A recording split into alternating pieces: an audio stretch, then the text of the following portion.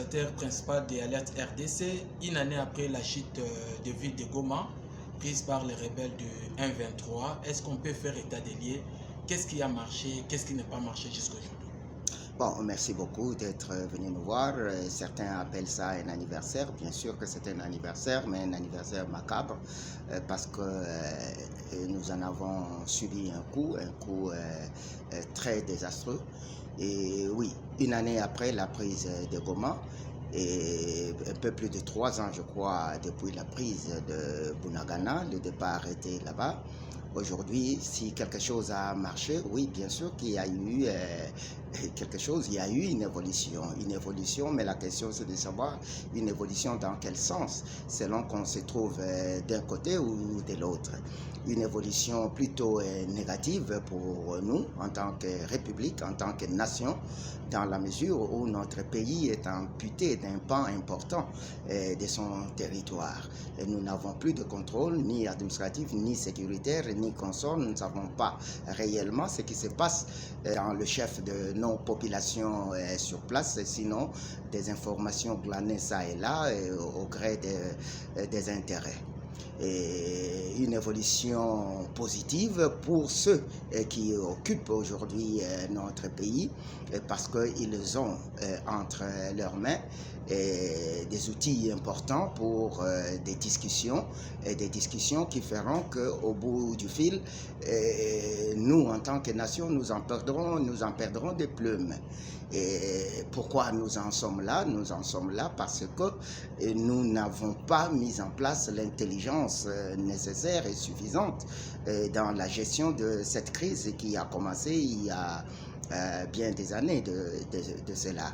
Et malheureusement, nous nous rendons compte que jusqu'à l'heure où on est, rien ne semble être pris très au sérieux, malgré le fait que les conséquences de l'entêtement, les conséquences des mauvaises orientations des actions, puisque nous ne pouvons pas dire que rien n'est fait.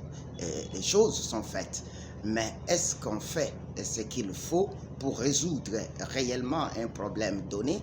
Non, parce que les choses qui se font de manière, ou du moins sont teintées d'émotions, puisque certainement certains veulent faire voir que voilà, on fait quand même quelque chose, et d'autres encore en font leur fonds de commerce, et il y en a aussi qui ne voudront pas voir cette situation évoluer dans le sens de l'unité nationale, la cohésion et du développement global de notre pays. Et ça pose problème, et il faut trouver des voies et moyens réels, conséquents, qui vont nous permettre de sortir de cette situation. Et ça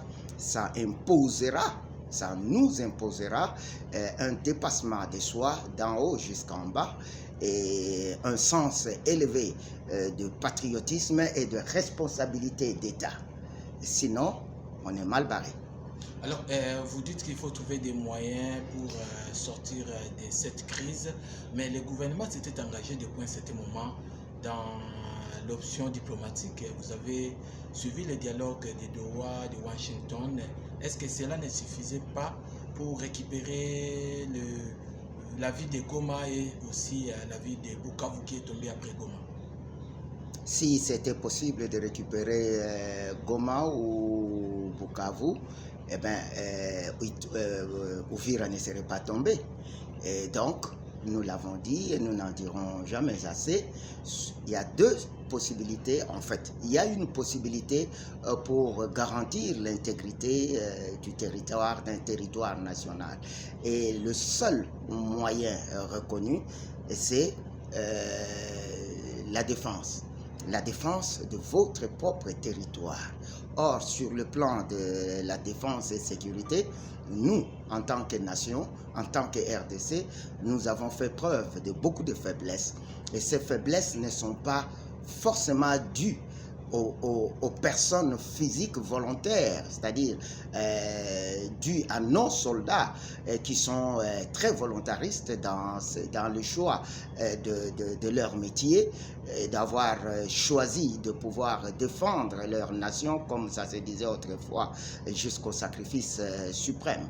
Mais avant que eux ne s'acquittent au mieux de leur travail, il faudrait qu'un travail soit fait en amont. Et c'est là que les choses se gâtent, parce qu'on n'a pas mis à la disposition de nos éléments très dévoués les moyens nécessaires. Et ces moyens sont la formation d'abord adéquate, et sont des moyens matériels militairement parlant et sécuritairement parlant, et des moyens logistiques pour garantir une survie ou du moins la vie plus ou moins normale de leur famille, parce que vous n'en verrez pas un soldat au front et qui aujourd'hui a le téléphone qui est à portée de main, et qu'un soldat qui est au front apprend par téléphone que sa famille a été déguerpie ou sa femme ne reçoit pas les moyens nécessaires qui lui étaient promis pour la survie d'elle-même et des enfants. Et quelle morale auraient ces soldats? Et tous ces éléments doivent entrer en compte pour garantir l'intégrité de notre territoire. Or, il s'est fait que l'argent est détourné, c'est pas moi qui l'ai dit. Et ils volent l'argent de l'État, je ne dirais pas détourné, parce que détourné souvent en Lingala chez nous ou en Swahili, Chiluba, ça n'existe pas. Ce qui existe, c'est le vol. Et donc, l'argent de l'État est volé à longueur de journée. C'est pas moi qui l'ai dit. Si vous allez aujourd'hui, nous avons vécu une scène judiciaire spectaculaire avec l'ancien ministre de la Justice. Et avant lui, il y en a eu des caissiers nationaux qui sont passés aux aveux pour avoir volé l'argent public, mais qui jusqu'à aujourd'hui sont en liberté et vaguent librement à leurs besoins macabres, et au vu et au su de tout le monde, ils sont protégés, ils sont défendus. Et j'en ai croisé un jour dans un restaurant en entrant, il était là, et moi avec mon enfant qui s'étonne pour la première fois qu'il est arrivé chez nous en RDC, et la première question: comment ça se fait que les grandes personnes volent chez nous, et ils volent de montants extraordinaires? Et là, j'étais en face, accompagné de mon fils et de ma nièce qui venaient pour la première fois en Afrique, chez eux en RDC, et je devrais leur dire que voilà, la personne centrale dans le vol public chez nous est juste en face de vous, et qu'on va manger côte à côte. Et vous comprenez un peu ce que ça fait. Alors, il faudrait qu'il y ait une discipline dans le pays et une discipline dans la gestion de la chose publique. Et ça, aujourd'hui, il n'y en a pas. Tout est en moule. Et il faut revenir à la raison. Et la raison voudra que l'on se mette assis autour d'une table. Personne ne doit donner des leçons à personne, parce que avant de regarder la pourpre qu'il y a dans l'œil de ton voisin, regarde la paille qu'il y a dans ton œil. Est-ce que tu es saint? Est-ce que tu penses que tu es capable, comme dirait Jésus, celui qui n'a pas péché, qu'il prenne le premier la pierre et lance à cette femme que vous accusez? Et on est dans cette situation-là. Donc, personne n'est saint dans ce pays. Tout le monde, tous, on a péché. Et nous, on a été privés de la gloire, et nous devons tous nous repentir et repartir du bon pied. Et pour ce faire, il faut un mécanisme, et ce mécanisme reste la discussion entre nous, reste ce qu'on appelle le dialogue. Et aujourd'hui, si dialogue doit y avoir ou peut y avoir, et je m'en félicite que la situation ait évolué, que le président de la République ait endossé la chose, c'est le dialogue proposé, le format proposé par la CENCO et les CC, dans la mesure où ce processus nous permettrait de remettre les choses à leur place et de mettre des garde-fous de telle sorte que lorsque nous atteindrons le cap réellement du dialogue, et que chacun sache où se tenir, et au cas où les choses n'avanceraient pas comme il se doit, qu'est-ce qui en serait comme conséquence, et dialogue, nous devrions en parler. Alors, puisque vous avez soulevé vous-même que l'option militaire a échoué, vous soutenez les dialogues, mais de quelle manière, je reviens encore sur cette question qui parfois aussi est contredite par ceux qui sont au pouvoir, de quelle manière ces dialogues pourraient surtout résoudre la question de l'Est et faire récupérer à la République la partie qui est occupée par les rebelles? Je ne pensais pas que vous deviez poser cette question dans cette courte émission, dans cette courte interview, parce que cette question est tellement importante et cruciale du fait de la mauvaise foi caractérisée de certains, et certains notamment ceux qui sont aujourd'hui au pouvoir. Et ils savent que nous n'avons pas de voie pour sortir de cette crise. Et aujourd'hui, la seule et l'unique voie qui va nous permettre de baliser le chemin pour un Congo nouveau et dénué de toutes ces choses du genre frustration et consorts qui ont conduit à ce chaos dans lequel nous sommes aujourd'hui, chaos dont Alerte RDC avait prédit et avait même proposé des voies pour qu'on n'y arrive pas, mais par tétitesse et mauvaise foi, ou plutôt, je dirais, manque de patriotisme criant. Eh bien, nous en sommes là dans le chaos. Et référez-vous au plan de contingence d'Alerte RDC qui date encore de 2 ans ou plus, je crois, et 3 ans, je crois, et vous en aurez la réponse. La seule voie aujourd'hui, c'est le dialogue, parce que ça permettra le rapprochement qui a déjà commencé avec Doha. Doha n'a pas donné les résultats escomptés, mais a été quand même une étape pas moins importante. Ce qui a été à Washington, Washington n'a pas donné les résultats attendus par le peuple congolais, mais a été aussi une étape plus ou moins importante parce que les deux ont permis un rapprochement. Et aujourd'hui, la seule voie qui reste, c'est le dialogue. Nous avons dit récemment sur vos ondes que les 2 dernières visites à Luanda du président de la République, le nôtre, auprès de son homologue Joao Lourenço, ont été les 2 visites où à l'être essentiel de tout ce que le président a fait comme déplacement à l'étranger pour notre pays, parce que la voie retrouvée est celle-là. Nous étions partis, nous nous étions égarés comme les mages lorsqu'ils ont vu le signe pour aller, puisque le fils était né. Et au lieu de suivre la voie qui était indiquée, ils ont pensé qu'en allant voir le roi, ils trouveraient solution. Or, en allant vers le roi, eh bien, le roi ne voyait que ses intérêts. Et il a voulu faire tuer et l'enfant et les mages. Et c'est exactement la situation dans laquelle nous nous trouvons. Nous avons amorcé une voie, mais au lieu de suivre cette voie qui était la voie de la raison, où filles et fils de ces pays se retrouveraient pour discuter du problème de leur pays, qu'est-ce qui a marché, qu'est-ce qui nous a conduit là où nous sommes, pourquoi est-ce que depuis XY temps, nous n'avons pas réussi à régler nos différends en interne, qu'est-ce que nous devons faire pour que ce que nous vivons aujourd'hui n'arrive plus. Nous avons pensé qu'il fallait faire recours au Big Brother, donc au grand frère ou au grand-père, et notamment le roi Hérode de l'époque et de l'époque moderne.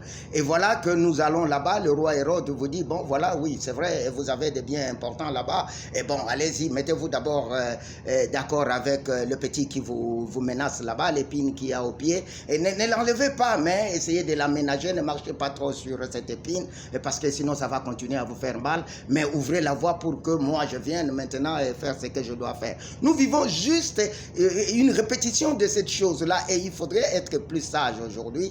Nous devons régler cette question de manière interne. D'abord, et une fois réglé de manière interne, nous constituerons une sorte de narratif national sur la crise dans son volet externe ou sous-régional ou international. Parce que ces gens-là ne profitent que des failles que nous ouvrons. Et aujourd'hui, nous pensons que le président de la République devait faire un grand effort de dépassement de soi. Nous l'encourageons dans ce sens-là et nous n'avons cessé de le faire et de le soutenir dans cela. Et il doit se dépasser. Il n'a pas 36 solutions. Il doit se dépasser, revenir comme les mages l'avaient fait là où ils avaient perdu l'étoile, et le président a déjà amorcé la procédure en revenant sur Luanda 2, et nous pensons qu'avec Luanda 2, largement loin de Lomé, parce que Lomé ne nous apportera rien du tout de concret, mais Luanda 2, pas Luanda 1, mais Luanda 2, nous pensons, nous y croyons que si le président de la République le veut vraiment et qu'il s'y met sincèrement avec sa chrétienté mise en épreuve et son patriotisme autant, nous pensons que nous pouvons nous en sortir et c'est la seule voie qui nous reste pour sauver la nation. Alors, Jeff Pambi, je rappelle, vous êtes administrateur principal de Alert RDC. Dernière question pour nous séparer d'avec vous. Vous pouvez répondre dans 30 secondes. Le chef de l'État, Félix Tshisekedi, a été à Kananga pour inaugurer plusieurs infrastructures dans la province de Kasaï, bien sûr. Mais nous apprenons que le cortège du chef de l'État a quand même connu un accident. Je ne sais pas de quelle manière vous pouvez commenter la descente du chef de l'État et comment vous pouvez voir cet accident. Est-ce que c'est dit mauvais état de route ou bien comment vous vous analysez ça en tant que société civile? Oui, le déplacement du chef de l'État était d'abord un déplacement tout à fait normal, naturel, programmé pour des raisons qui étaient par eux ou par ses services évoquées. Il n'y a certainement pas de commentaires particuliers à faire là-dessus, mais l'accident, et nous compatissons très très fort à ce qui est arrivé. Un accident reste un accident. J'en ai connu autant moi-même des circulations et la dernière, disons c'est un accident quoi. Et le dernier en date et dans mon pays de résidence a fait que je me retrouvais sur du bois, c'est-à-dire mon véhicule balancé, c'est-à-dire que c'était très grave pour dire qu'un accident reste un accident et Dieu aidant, et je crois qu'il y a eu plus de peur que de mal. Il y a eu de casse de matériel, de véhicules, bon tant mieux, et ça se remplace, mais tant qu'il n'y a pas eu mort d'homme, nous nous en félicitons et rendons grâce à Dieu. Mais il y a aussi un autre angle, un volet parce que même si nous sommes croyants chrétiens et consorts, les juifs eux s'en tiennent à leur tradition et nous nous en tenons aux nôtres aussi, et ça nous tique un peu de voir que ce n'est pas la première fois que c'est tout à fait naturel, un accident ça peut arriver, mais c'est pas la première fois que le chef de l'État connaît des incidents assez critiques dans cette partie de notre pays qui est la source de sa vie physique, parce qu'il est originaire de cette partie de notre pays. Et vous vous souviendrez que la première fois depuis sa prise de pouvoir, c'était qu'il s'était égaré, ce qui est tout à fait anormal, et ils ont vécu des choses horribles. Et une autre fois, il y a eu, le chef de l'État s'en est même plaint, il y a eu des banzoïs, donc des abeilles qu'on leur aurait envoyées, et il y en a qui ont compris, qui ont accepté pourquoi c'était fait, et que c'était fait de manière traditionnellement liée à nos coutumes, et que l'autre fois encore, le chef de l'État est allé sur Kananga encore, je crois. Les autres fois, c'est sur Mbujimaï, mais là, sur Kananga, et il n'a pas pu atterrir. Il y a eu une forte pluie. Ça arrive, moi, ça m'est arrivé déjà avec un avion. Et s'il vous plaît, oui. Et le chef de l'État a été obligé de rebrousser chemin jusqu'à revenir à Kinshasa pour repartir plus tard. Et aujourd'hui, il y a encore cet accident. Et on peut interpréter ça à notre manière en tant qu'Africain et traditionnaliste aussi en même temps. Est-ce qu'il n'y a pas quelque chose de ne pas faire là? Et je crois que chez nous, ce n'est pas suffisant de pasteur, mais je sais que les traditions doivent être respectées. Je ne soupçonne rien, je ne pense à rien de précis, mais je pense qu'il faudrait aussi voir, et vous comprenez que d'origine, et ma tradition personnelle est liée à la tradition un peu du président de la République. Les Luba et les Mbala, vous voyez, ils ont une histoire commune, ce sont des Banoko d'une certaine manière, et nous savons qu'il y a des choses, lorsque ça doit être fait, il faut les faire, et il faut les faire bien. Et ici, je pense que les grandes personnes, je ne parle pas en titre hypocrite de fonction et consorts, mais je parle de grandes personnes sur le plan traditionnel et spirituel, et qui entoure le président. Je ne parle pas de ces pasteurs-là qui gravitent autour du chef de l'État. Je parle des ancêtres, ceux qui sont des gardiens du temple traditionnel de chez nous, qui sont pas ceux qui défilent dans les chaînes de télévision et de radio, ça je le répète, mais ceux qui sont à l'origine là-bas. Je pense que nous devons revoir cette question. Et on doit essayer d'élucider cette question, parce que Tshisekedi, président de la République, et chez lui, partout où il se trouve, qu'il soit en Bunchmaï, Kananga, Kikwit, Mbandaka, Bunia, Goma, Bukavu, Kasumbalesa ou ailleurs, il doit se sentir chez lui et sécurisé. J'en sais quelque chose, j'en ai vécu l'expérience et je sais que la tradition existe, que nos coutumes existent et qu'il y a des choses à faire pour que certaines choses n'arrivent pas ou que d'autres puissent marcher de manière adéquate. Donc, je le dis en rigolant un peu, mais je suis très sérieux avec ça. Et Dieu merci, le président de la République lui-même n'a pas eu de coup à ce que nous savons, c'est l'essentiel. Dieu doit les préserver parce qu'il n'a pas le temps d'être malade, en fait, il a beaucoup de responsabilités, mais il faudrait que l'on tire un peu attention sur cette question qui est très cruciale, il ne faut pas la négliger. Ce n'est pas ces prières que vous voyez les gens là, non, allons au centre culturel prier pour la nation. Il ne s'agit pas de ça, ça c'est du théâtre. Je suis fils de pasteur, je suis serviteur de Dieu, je sais de quoi je parle et Dieu m'entend et qu'il me pardonne si je blasphème. Mais ce n'est pas de ça que je parle. Il faut qu'on prie en soi, qu'on sache que notre pays a besoin de la spiritualité. Et je parlais de la parole de Dieu tout à l'heure là, avec les mages qui avaient perdu de voix et la RDC avait perdu de voix. Heureusement, on est revenu, je crois, sur Luanda. Nous pensons que c'est la voix qui nous sortira du chaos actuel. Et sur le plan traditionnel, je pense qu'il y a quelque chose à faire pour que le chef de l'État, quand il descend dans le Kasaï, partout où il va, c'est chez lui et il doit se sentir à l'aise et sécurisé sur le plan physique, humain et sur le plan spirituel, traditionnel et biblique. Et ça, il ne faut jamais s'en passer.